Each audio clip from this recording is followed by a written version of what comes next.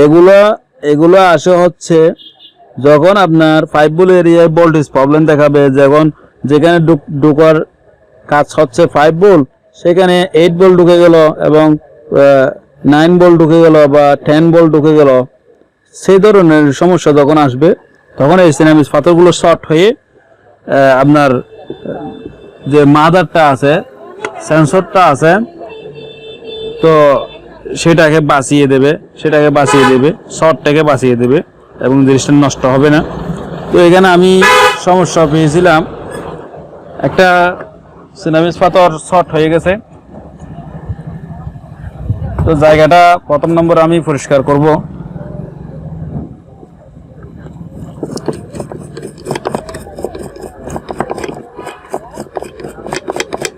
দেখতে পাচ্ছেন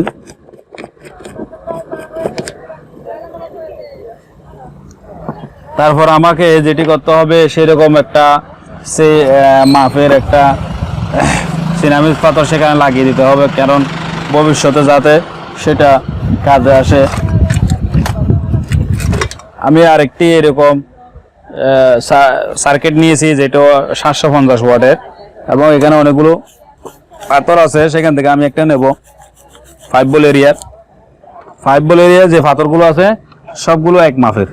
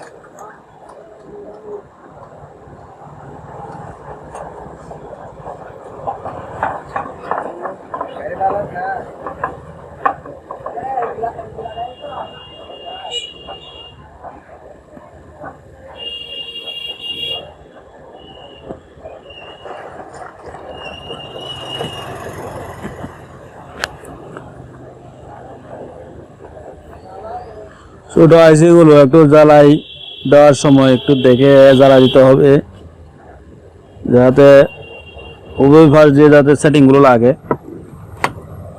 তো আমি জ্বালাটা দিয়ে দিলাম অলরেডি, এবার একটু মাপ দিয়ে দেখব। এখন আশা করি ঠিক আছে।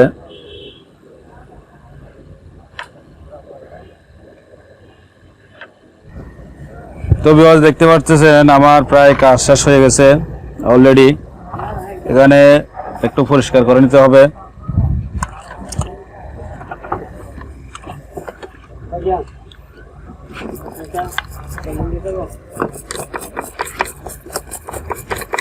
এগুলো ভালো করে পরিষ্কার করে নিতে হবে যাতে এখানে কোনো রকম স্পট না থাকে।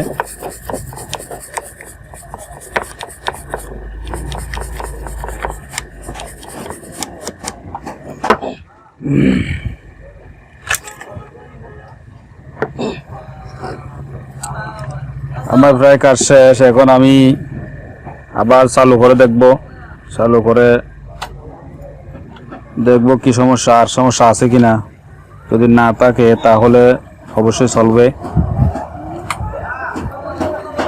পাওয়ার লাইনটা দিলাম।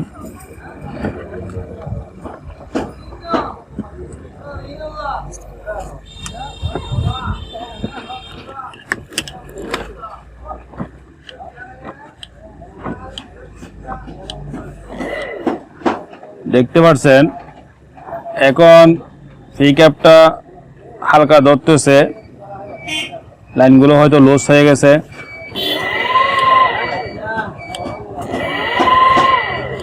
ভিউয়ার্স দেখতে পাচ্ছেন ভোল্টেজ কম হওয়ার কারণে এরকম করতেছে। দেখুন কোনো রকম সমস্যা নেই, এখন ক্লিয়ার হয়ে গেছে।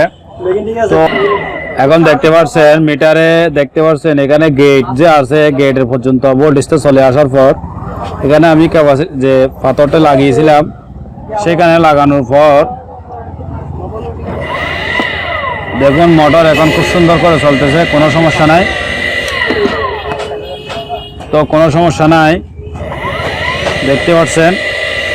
তো ভিউয়ার্স, আমাদের 5 ভোল্ট এরিয়ায় যে সমস্যা ছিল তার মধ্যে হচ্ছে এখানে যে একটি আইসি নষ্ট হয়ে গেছিল, সেটি রিপেয়ার করার পর, সেটি ঠিক করার পরও পাওয়ারটা আসতেছিল না, মোটরটি চলতেছিল না। সেক্ষেত্রে আবার যেই পিকআপের আইসি, যেখানে পাবলিক যারা বলে পিকআপ আইসি, এখানে পিকআপ আইসি বলতে তেমন কিছু না, কয়েকটা রেজিস্টার, কয়েকটা ডায়োড, তো এরকম। তো ভিউয়ার্স এখানে একটা সমস্যা পেয়েছি, সেটাও সমাধান করার পরে এখন কন্ট্রোলারটা ক্লিয়ার হয়ে গেছে। তো ক্লিয়ার হয়ে গেছে, ক্লিয়ার হওয়ার পরে দেখতে পাচ্ছেন এখানে এখন ভোল্টেজটা খুব সুন্দর আসতেছে আর মোটরটি খুব সুন্দর চলতেছে, আপনারা দেখতে পাচ্ছেন কোনো রকম শব্দ ছাড়া চলতেছে। তো 5 ভোল্টের সমস্যাগুলো একটু ধরা কঠিন, সময় লেগে যায়, সময় দরকার হয়, এগুলো একটা একটা করে মাপ দিয়ে সমস্যা বের করতে হয়। তো যাই হোক, আজকে আমরা যে বিষয়টি শিখলাম সেটি হচ্ছে 5 ভোল্ট এরিয়ায় রেজিস্টার নষ্ট হয়ে গেলে এখানে বিভিন্ন আইসিগুলো গরম হয়ে যাবে এবং শর্ট হয়ে যাবে, ক্যাপাসিটারগুলো ফুটে যাওয়ার সম্ভাবনা আছে। এখন ধোঁয়া বের হয়েছিল অলরেডি দেখতে পাচ্ছি। এরপর এখান থেকে যে সমাধানটা করার পরে তারপরও এটা ভালো হচ্ছিল না, মোটরটি কোনো রকম সাড়া দিচ্ছিল না, মোটর কন্ট্রোলারটি কোনো রকম সাড়া দিচ্ছিল না। এরপরে আমরা এখান থেকে যে পিকআপের লাইনের থেকে একটি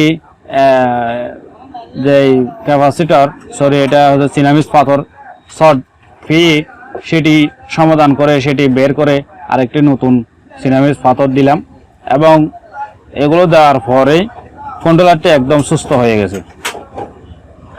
তো যাই হোক, আজকে আমরা যে বিষয়টি শিখলাম, যতটুকু শিখতে পারলাম, তো আজকে এই পর্যন্ত। আগামী পর্বে আরও সুন্দর এবং ভালো ভিডিও দেওয়ার চেষ্টা করবো ইনশাল্লাহ। আজকে এই পর্যন্ত, আল্লাহ হাফেজ।